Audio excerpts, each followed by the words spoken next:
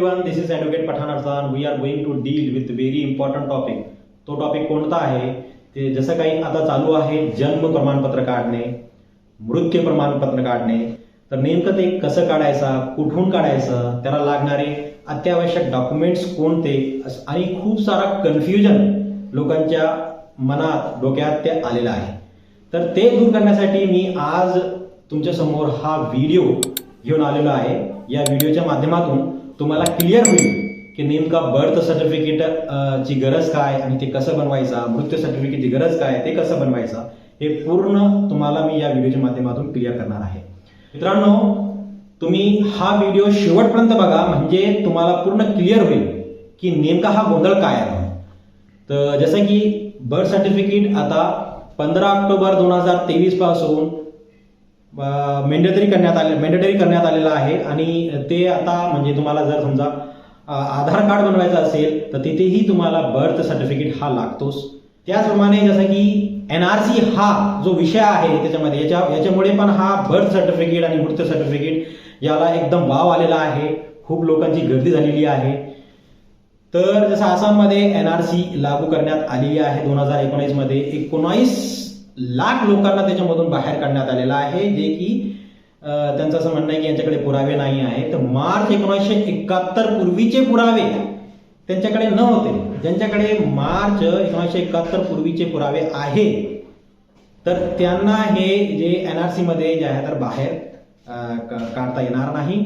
आणि ते कसं बनवायचा, चला तुमचा जास्त वेळ न घेता आपण मेन टॉपिकवर येऊ. तर तुम्हाला जसं की बर्थ सर्टिफिकेट किंवा मृत्यू सर्टिफिकेट काढायचं असेल तर याचा एक कायदा आहे, जन्म व मृत्यू नोंदणी अधिनियम 1969चा जो पहिला कायदा होता. आता त्याच्यामध्ये 2023 मध्ये सुधारणा करण्यात आली, अमेंडमेंट करण्यात आलेला आहे. तो झालेला आहे जन्म व मृत्यू नोंदणी अधिनियम 2023. तर त्याच्यामध्ये जो महत्वाचा त्याच्यामध्ये लिहिलेलं आहे तर ते तुम्ही स्क्रीनवर बघू शकता. तुम्हाला ज्या जन्माची माहिती रजिस्ट्रार निर्देशित कालावधी संपल्यानंतर परंतु 30 दिवसाच्या आत देण्यात आली असेल तर ती जन्मतारीख विहित केलेल्या विलंब शुल्काच्या भरपाईवर नोंदणीकृत केली जाईल. म्हणजे 30 दिवसाच्या आत जन्म झालेला असेल किंवा मृत्यू झालेला असेल आणि 30 दिवसाच्या आत जर तुम्ही नोंदणी केलेली असेल लोकल बॉडीमध्ये. लोकल बॉडी म्हणजे काय, ग्रामपंचायत, नगरपंचायत, नगर परिषद, महानगरपालिका हे लोकल बॉडीज असते. या लोकल बॉडी मधूनच तुम्हाला जे आहे जन्म प्रमाणपत्र आणि मृत्यू प्रमाणपत्र इश्यू केला जातो. तर तिथे तुम्हाला नोंदणी करावी लागते. जर 30 दिवसाच्या आत मध्ये जर तुम्ही नोंदणी केलेली असेल तर तुम्हाला कोणताही शुल्क लागणार नाही. पण 30 दिवस पण 1 वर्षाच्या आत किंवा 1 वर्षापर्यंत जर तुम्ही नोंदणी केली नसेल तर त्यासाठी काय प्रोविजन आहे बघा. ज्या जन्म किंवा मृत्यूची माहिती 30 दिवसानंतर परंतु ती घडल्यापासून 1 वर्षाच्या आत निबंधकांना उशिरा देण्यात आली असेल ती नोंदणी जिल्हा निबंधक किंवा इतर अधिकाऱ्यांच्या लेखी परवानगीनेच केली जाईल. त्यासाठी शुल्क भरून आणि विहित केलेल्या फॉर्म आणि पद्धतीने स्वप्रमाणित कागदपत्र सादर केल्यानंतरच केली जाईल. तर हे पूर्ण तुम्हाला जे काही प्रिस्क्राईब्ड आहे ते पूर्ण करावं लागेल. एक शपथपत्र वगैरे द्यावं लागतं की तुम्ही विलंब का केलेला आहे आणि ते जे काही लेट फीज असेल तर ते लेट फीज भरून तुम्हाला जन्म किंवा मृत्यू प्रमाणपत्र जे आहे तर लोकल बॉडी इश्यू करते. त्यासाठी तुम्हाला कोर्टात जायची गरज नाहीये. पुढे काय आहे बघा, जन्म किंवा मृत्यूची माहिती 1 वर्षानंतर रजिस्ट्रारला उशिरा देण्यात आली तर जन्म किंवा मृत्यूची सत्यता पडताळून आणि विहित शुल्क भरल्यानंतर जिल्हा दंडाधिकारी किंवा उपविभागीय दंडाधिकारी किंवा जिल्हा दंडाधिकारी यांनी अधिकृत केलेल्या कार्यकारी दंडाधिकारी यांच्या आदेशानुसार नोंदणी केली जाईल. 1 वर्षापेक्षा जास्त झालेला असेल आणि तुम्ही मृत्यूची नोंद, तुमच्या घरी कोणाचा मृत्यू झालेला असेल किंवा कोणाचा जन्म झालेला असेल, जर त्याची नोंद तुम्ही केलेली नसेल, 1 वर्ष पूर्ण कालावधी झालेला आहे, तर मग आता तुम्हाला जे आहे एक्झिक्युटिव्ह मजिस्ट्रेट, थोडक्यात तहसीलदाराकडे ते पावर देण्यात आलेला आहे.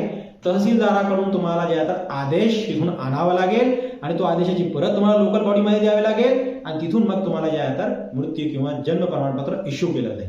मग त्यासाठी लागणारे महत्वाचे कागदपत्र कोणते, अर्जासोबत जोडवायच्या कागदपत्राची यादी तुम्हाला समोर दिसत असेल. जन्माच्या अनुषंगाने कोणकोणते पुरावे आपल्याला जन्म प्रमाणपत्र कोर्टाच्या माध्यमातून म्हणजेच तहसीलदाराच्या आदेशाने घ्यावे लागतात. त्यासाठी लागणारे महत्वाचे कागदपत्र समोर बघा की जन्माच्या अनुषंगाने पुरावे, जन्म घरी झालेल्या असल्यास अंगणवाडी सेविका व तत्सम अन्य कर्मचारी यांचे जबाब व प्रत्येकीबद्दल तुम्हाला लागेल. या व्यतिरिक्त लसीकरण कागदपत्रे तुमच्याकडे असेल तर ते, व रुग्णालयीन नोंदीचे कागदपत्रे, रुग्णालयाचे प्रमाणपत्र हे जर असेल तर हे तुम्ही त्याला लावा. नंबर 2, शैक्षणिक पुरावे. शैक्षणिक पुरावे काय? तर शाळा प्रवेश निगम उतारा, बोनाफाईड प्रमाणपत्र, शाळा सोडण्याचा दाखला, या तिन्हीपैकी जे तुमच्याकडे असेल ते तुम्ही याला लावा. नंबर 3, कौटुंबिक पुरावे. कौटुंबिक पुरावे काय? की आई वडील, रक्ताच्या नातेवाईकाचे अधिवास प्रमाणपत्र, जन्म प्रमाणपत्र, शाळा सोडण्याचा दाखला, शिधापत्रिका, हे तुमच्या घरचे जे सदस्य आहेत, तुमचे आई वडील, आजी आजोबा यांचे असेल तर ते त्याला लावा. या व्यतिरिक्त अन्य शासकीय अभिलेखे जे काही असेल ते लावा. त्यानंतर रहिवासीचे पुरावे.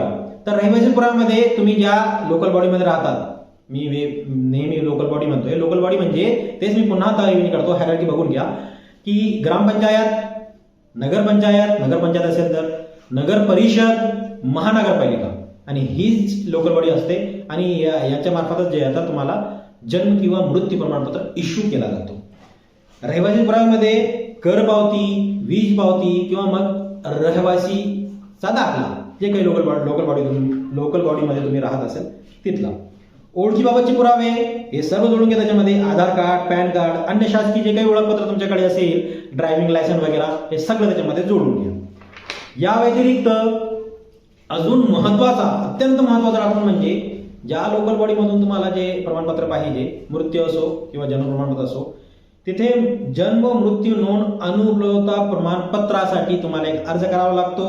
त्यामध्ये तुम्ही जे काही निबंधक तिथे असेल, जन्म मृत्यू नोंदणी करणारा, त्याला ऍड्रेस करून सब्जेक्ट विषय त्याच्यामध्ये घ्यायचा, जन्म मृत्यू नोंद अनुपलब्धता प्रमाणपत्र मिळण्याबाबत. तुमचं नाव घ्यायचं त्याच्यावर, अर्जदार, तुम्ही कुठे राहता, मोबाईल नंबर, त्यामध्ये सविस्तर माहिती घ्यायची की आदरणीय महोदय किंवा माननीय महोदय, वरील विषयान्वये सविनय अर्ज सादर करते की माझा किंवा माझ्या मुलांचा, मुलींचा, पत्नीचा, आईचा, ज्यांचा काढायचा असेल त्यांचा नाव लिहायचा, यांचा जन्म मृत्यू, जे काही ग्रामपंचायत असेल, जे काही लोकल बॉडी असेल ते घ्यायचं. या कार्यक्षेत्रातील टिंबटिंब या गावी दिनांक जे काही असेल, रोजी झालेला आहे किंवा रोजी त्यांचा मृत्यू झालेला होता, असं घ्यायचं. पण डिटेलमध्ये पूर्ण प्रिस्क्राईब फॉर्म मी तुम्हाला समोर देणार आहे, हे पूर्ण घेऊन मग तिथून तुम्हाला जे आहे लोकल बॉडीमधून जन्म मृत्यू नोंदवही अनुपलब्धता प्रमाणपत्र दिला जाईल. तोच खूप महत्वाचा आहे, तो घ्यायचा.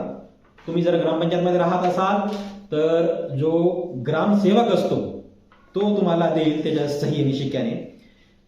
त्यानंतर अजून तो दुसरा लागणारा महत्वाचा प्रिस्क्राईब फॉर्म, तो आहे निबंधक जन्म मृत्यू नोंदणी यांचा अभिप्राय. अभिप्राय म्हणजे काय?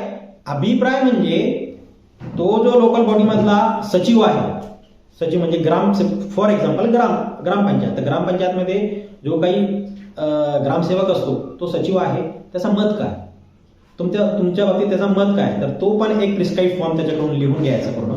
आमच्याकडे प्रिस्क्राईब फॉर्म आहे, फक्त त्याचे साईन सिक्के आणि तुमचं नाव वगैरे लिहून त्यांना द्यायचं आहे. त्यानंतर मग अजून एक महत्वाचा जे ग्रामसेवकाकडून तुम्हाला घ्यायचा आहे, स्थानिक चौकशी व पडताळणी पंचनामा.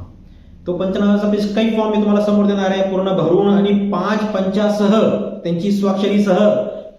जर शक्य असेल तर त्यांचे आधार कार्ड पण जोडा ते 5 पंचाचे, म्हणजे उद्या चालून तुमचं जे काही तुम्ही तहसीलदाराकडून आदेश घेणार आहे जन्म किंवा मृत्यू प्रमाणपत्रासाठी, तर तिथे रद्द होणार नाही. या व्यतिरिक्त अंगणवाडिका सेविका यांचे प्रमाणपत्र घ्यायचे, प्रिस्क्राईब फॉर्म तुमच्याकडे आहे. या प्रमाणपत्रावर 2 साक्षीदारांची स्वाक्षरी त्याच्यामध्ये पाहिजे. गावातील जे काही 2 तुमच्या ओळखीचे लोक असेल त्यांची स्वाक्षरी त्याच्यावर पाहिजे, त्यांचे नाव त्याच्यावर पाहिजे.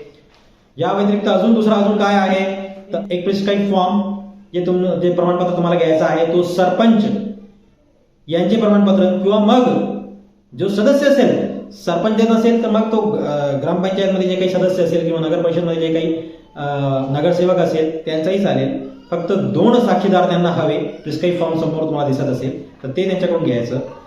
अजून एक महत्वाचं त्याच्यामध्ये प्रिस्क्राईब फॉर्म तलाठीकडून घ्यायचा असेल, तलाठीकडून घ्यायचा आहे. तलाठी जर देत नसेल तर मंडळ अधिकारी, जो तलाठीचा वरचा अधिकारी असतो, तलाठीपेक्षा मोठा अधिकारी असतो, त्यांचा घ्यायचा आहे. यानंतर अजून त्याच्यामध्ये रहिवाशी व जन्म नोंद बाबत पोलीस पडताळणी अहवाल घ्यायचा आहे. तुमच्या जे काही ज्या पोलीस स्टेशनच्या ज्युरिडिक्शनमध्ये तुम्ही येत असाल तिथून हे पूर्ण त्याला डिटेलमध्ये जे काही डॉक्युमेंट्स आहेत ते लावायचे. कोणकोणत्या डॉक्युमेंट्स मी तुम्हाला वाचून दाखवतो. टीसी लावायची अथवा प्रवेश निर्गम दोन्हीपैकी एक, आधार कार्ड, मतदान कार्ड, अंगणवाडी का सेविका अहवाल, सरपंच किंवा सदस्य जे काही प्रमाणपत्र तुम्ही घेतलेलं आहे ते, आणि अर्जदार याचा स्वघोषणापत्र. स्वघोषणापत्र कसं असेल तर मी तुम्हाला दाखवतोय, तुम्हाला स्क्रीनवर दिसत असेल. हा स्वघोषणापत्र तुम्ही लावायचा. त्याच्यामध्ये काय आहे की मी श्री, श्रीमती, कुमारी, कुमार जे काही असेल तर नाव लिहायचं, राहणार जिथे राहत असेल त्याचं पूर्ण लिहायचं, येथील रहिवासी असून यांचा जन्म किंवा मृत्यू रोजी मौजे या ठिकाणी झालेला आहे. वरील सर्व बाबी माझ्या माहिती व समजुतीनुसार खरी व बरोबर आहे. सदर माहिती खोटी आढळून आल्यास मी BNS भारतीय न्याय संहिता कलम 236 आणि 237 अन्वये आणि इतर संबंधित कायद्यानुसार दोषी राहील व त्यानुसार मी शिक्षेस पात्र राहील. तसेच सदर स्वघोषणाद्वारे मला मिळालेले सर्व लाभ संपूर्णरित्या काढून घेण्यात येतील याची मला पूर्ण जाणीव आहे, करिता स्वघोषणापत्र लिहून देत आहे. मला व्हिडिओ आवडला असेल म्हणजे खरंच जर तुम्हाला जर ही माहिती महत्त्वपूर्ण वाटली असेल तर माझ्या चॅनलला सबस्क्राईब करा, माझ्या व्हिडिओला लाईक करा, आणि आपले जे रिलेटिव्स आहे, आपले जे फ्रेंड्स आहे त्यांनाही माहिती शेअर करा. त्यांनाही खूप कन्फ्युजन आहे, जेणेकरून त्यांचा कन्फ्युजन दूर होईल. आणि जर तुम्हाला असं वाटत असेल की याच्यामध्ये काही कमी राहिलेली आहे तर नक्कीच मला कमेंट थ्रू मला कळवा. मी याच्यावर अजून नवीन व्हिडिओ बनवण्याचा प्रयत्न करणार आहे. आणि या प्रकारचे याच्याशी रिलेटेड खूप सारे व्हिडिओ जे आहे तर मी माझ्या या चॅनलच्या माध्यमातून तुम्हा सर्वांना सांगण्याचा प्रयत्न करतो, प्रोव्हाइड करण्याचा प्रयत्न करतो.